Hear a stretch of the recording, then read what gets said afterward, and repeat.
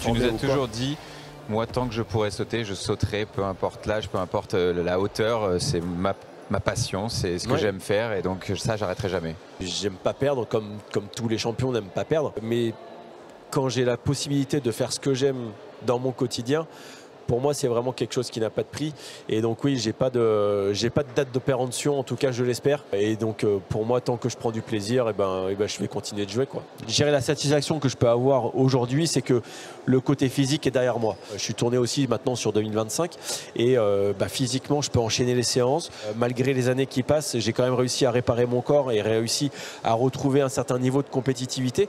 Après je savais que le challenge était osé, était dur, parce qu'il me manquait clairement, il me manquait peut-être 2-3 mois. À la cérémonie d'ouverture, quand même, d'être sélectionné dans les 10 athlètes de la fin du relais, ça aussi, ça doit être une sacrée fierté.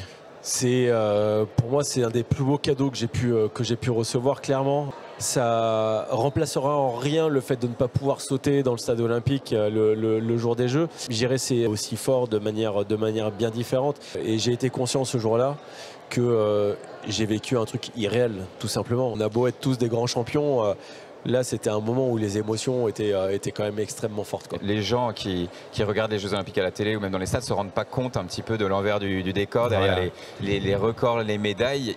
L'organisation, c'est aussi quelque chose d'exceptionnel. Alors c'est un projet qui est le plus complexe qu'on ait jamais traité, hein. La livraison, l'intégration de plus de 65 000 imprimantes, télévisions, etc.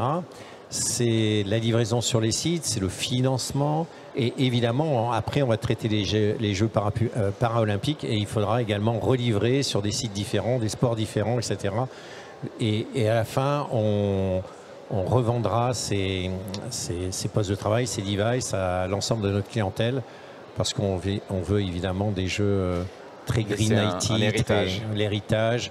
Et pour nous, ça correspond exactement aux valeurs de SCC, donc c'est extrêmement important.